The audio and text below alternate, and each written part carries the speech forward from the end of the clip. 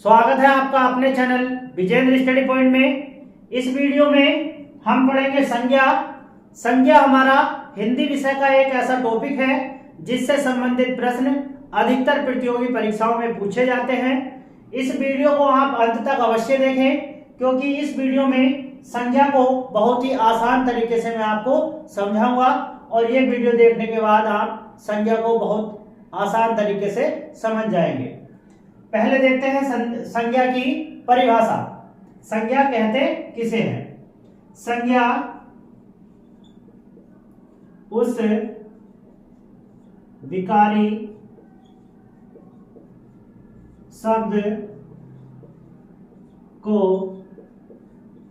कहते हैं जिससे किसी वस्तु, स्थान, भाव या व्यक्ति के नाम का बोध हो।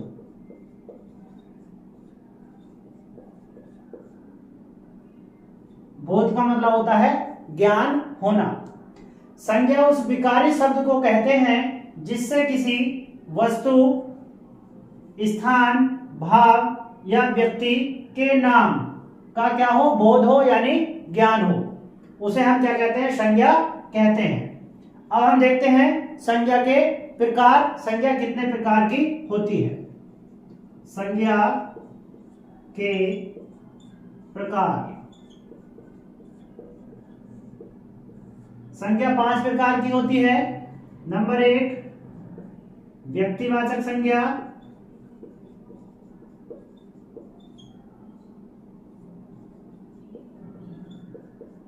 नंबर 2 जातिवाचक संज्ञा।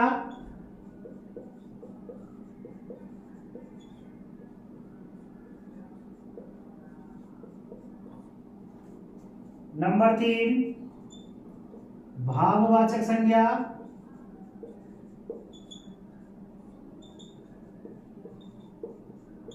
नंबर 4 समूहवाचक संज्ञा।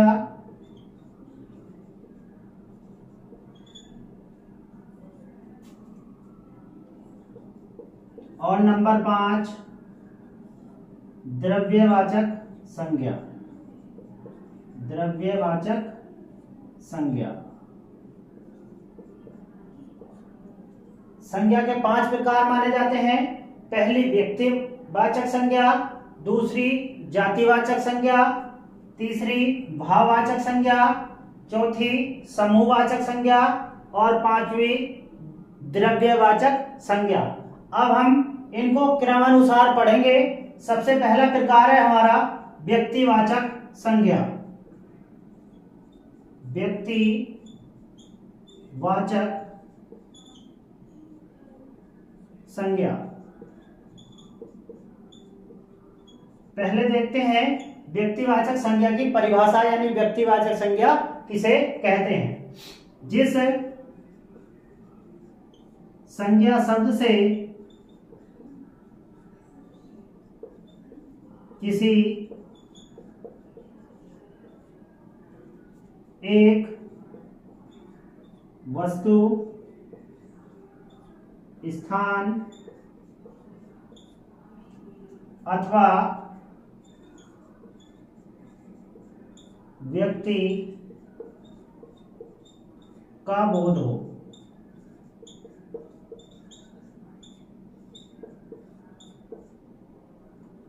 व्यक्तिवाचक संज्ञा उस संज्ञा को कहते हैं जिससे किसी एक वस्तु, एक स्थान या एक व्यक्ति का बोध हो। जैसे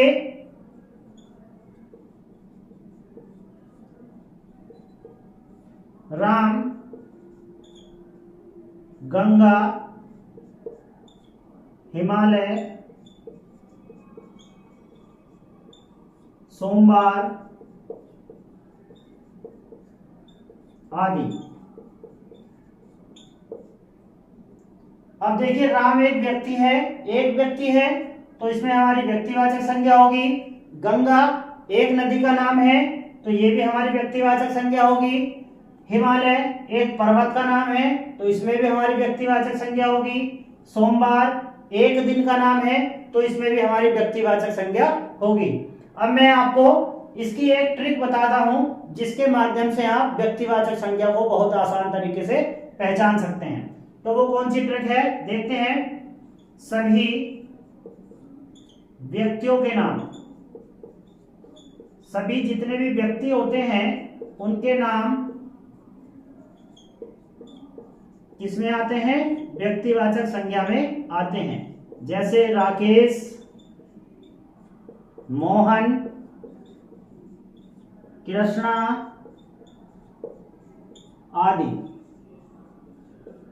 यानी इस संसार में जितने भी प्राणी हैं, जितने भी मनुष्य हैं, सबके नाम हमारे व्यक्तिवाचक संज्ञा में आएंगे।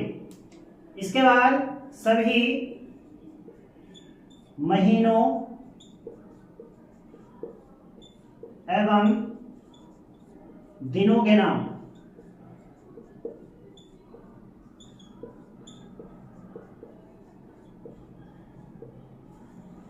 जितने भी हमारे एक वर्ष में महीने होते हैं जनवरी से लेकर दिसंबर तक, और एक सप्ताह में जितने भी हमारे दिन होते हैं सोमवार से लेकर रविवार तक, जितने भी हमारे नाम होते हैं सब में हमारी व्यक्तिवाचक संज्ञा होगी।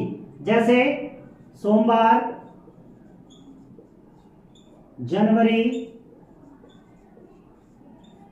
दिसंबर आदि। इसके बाद सभी दिशाओं के नाम,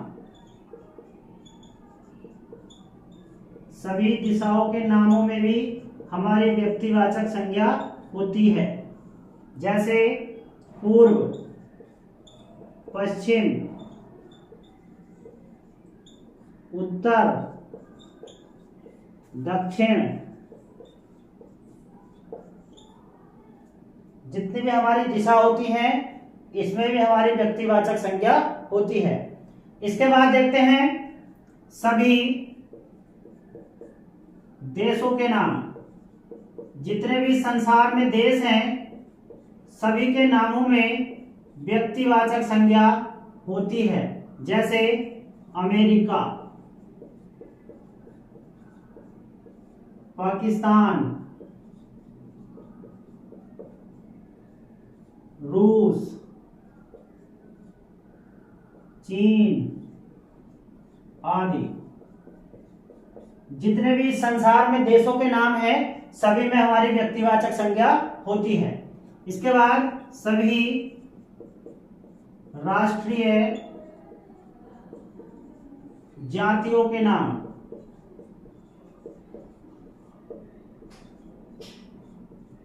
जितनी भी हमारी राष्ट्रीय जातियां होती हैं उनमें भी हमारी व्यक्तिवाचक संज्ञा होती है। जैसे पाकिस्तानी, अमेरिकी, भारतीय आदि। अगर कोई व्यक्ति पाकिस्तान का है तो उसे पाकिस्तानी कहेंगे, अमेरिका से है तो अमेरिकी कहेंगे, भारत से है तो भारतीय कहेंगे, चीन से है तो चीनी कहेंगे, रूस से है तो रूसी कहेंगे। तो ऐसे ही हमारे ये जितने भी हमारी राष्ट्रीय जातियां होती हैं ये भी हमारी व्यक्तिवाचक संज्ञा में आती हैं। इसके बाद सभी नदियों के नाम, जितनी भी संसार में नदियां के नाम हैं वो सभी हमारी व्यक्तिवाचक संज्ञा में आती हैं। जैसे गंगा, यमुना, सिंधु आदि। अब देखो नदी, एक नदी का नाम है गंगा तो हमारी व्यक्तिवाचक संज्ञा होगी। जो हमारी यमुना नदी है वो भी एक ही है तो उसमें भी हमारी व्यक्तिवाचक संज्ञा होगी। सिंधु भी क्या है, एक नदी का नाम है तो उसमें भी हमारी व्यक्तिवाचक संज्ञा होगी। ऐसे ही हमारी जितनी भी संसार में नदियों के नाम हैं सब में हमारी व्यक्तिवाचक संज्ञा होगी। इसके बाद सभी पर्वतों के नाम, सभी पर्वतों के नाम। जितने भी इस संसार में पर्वतों के नाम हैं सभी में हमारी व्यक्तिवाचक संज्ञा होगी। जैसे हिमालय पर्वत, हिमालय, विंध्याचल।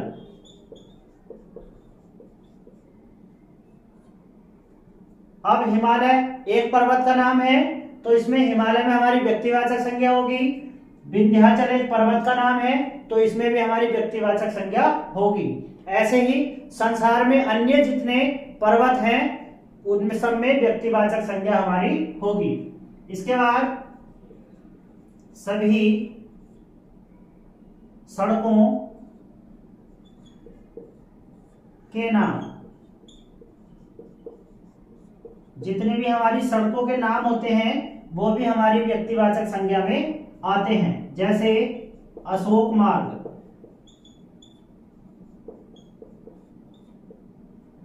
यमुना एक्सप्रेसवे,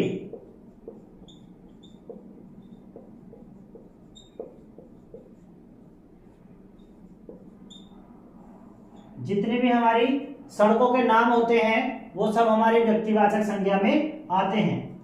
सभी नगरों के नाम,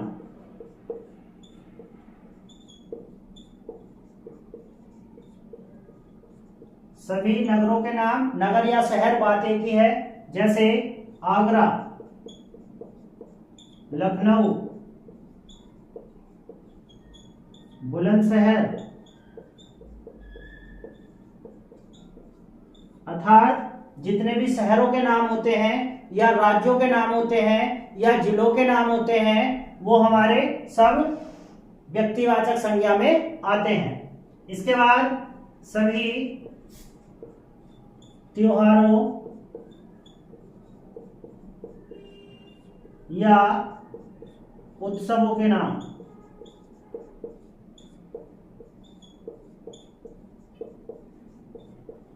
जितने भी हमारे देश में या अन्य देशों में उत्सव मनाए जाते हैं, त्योहार मनाए जाते हैं, उनके नाम होते हैं तो वो भी हमारे किसमें आएंगे? व्यक्तिवाचक संज्ञा में आएंगे। जैसे होली, रक्षाबंधन, दशहरा आदि। ये हमारे सांस्कृतिक पर्व हैं। लेकिन जो हमारे राष्ट्रीय पर्व होते हैं जैसे स्वतंत्रता दिवस, गणतंत्र दिवस, महात्मा गांधी जयंती या जितनी भी हमारी जयंतियां होती हैं उन सब में भी हमारी व्यक्तिवाचक संज्ञा आएगी। इसके बाद सभी ऐतिहासिक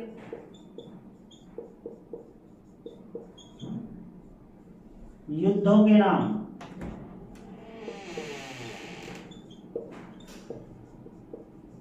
जितने भी हमारे ऐतिहासिक युद्ध हुए हैं जैसे बक्सर का युद्ध,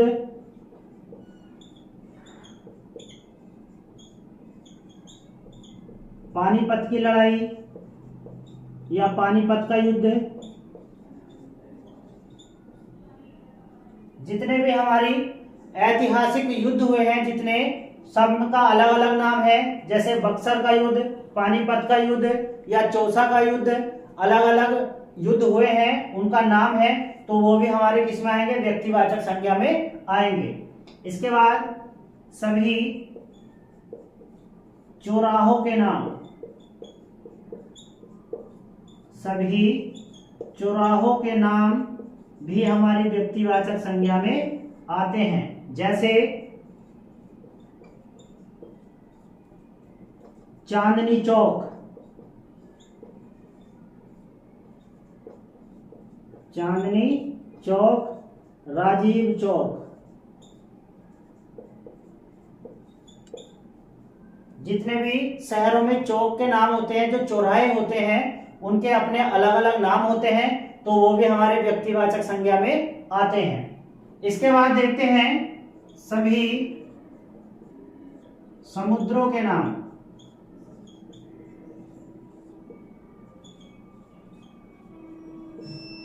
सभी जितने भी समुद्र हैं पूरे संसार में उनके नाम हमारे व्यक्तिवाचक संज्ञा में आते हैं। जैसे काला सागर, लाल सागर, भूमध्य सागर, ये जितने भी सागरों के नाम हैं सब में हमारी व्यक्तिवाचक संज्ञा होती है। इसके बाद सभी पुस्तकों के नाम, सभी पुस्तकों या समाचारों के नाम, समाचार पत्रों के नाम,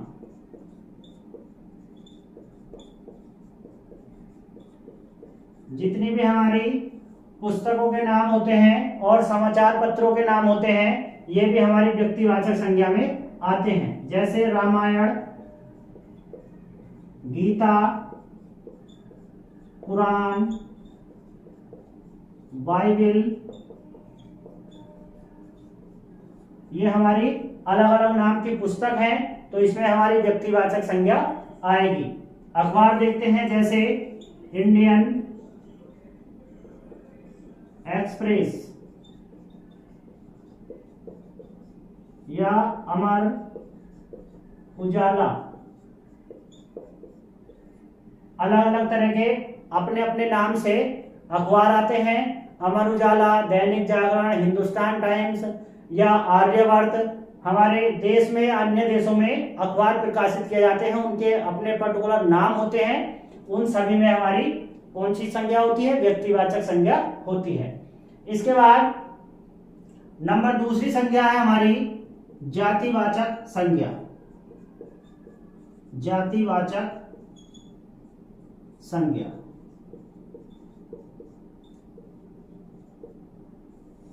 पहले देखते हैं जातिवाचक संज्ञा कहते किसे हैं। जिस संज्ञा शब्द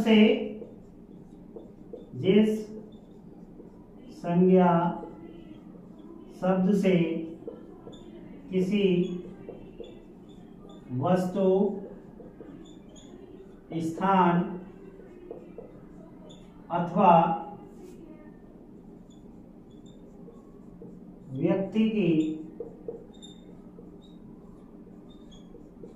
समस्त जाति, इस बात का आप ध्यान रखिए, समस्त जाति का बोध हो, उसे हम क्या कहते हैं? जातिवाचक संज्ञा कहते हैं। जिस संज्ञा शब्द से किसी वस्तु, स्थान अथवा व्यक्ति की समस्त जाति, इस बात को आप विशेष रूप से ध्यान रखिए, समस्त जाति का बोध हो। अगर एक व्यक्ति, एक वस्तु, एक स्थान का बोध होगा तो वो होगी हमारी व्यक्तिवाचक संज्ञा। अगर एक से अधिक वस्तु, एक से अधिक स्थान या एक से अधिक व्यक्तियों का बोध होगा तो वो हमारी जातिवाचक संज्ञा कहलाएगी। जैसे उदाहरण,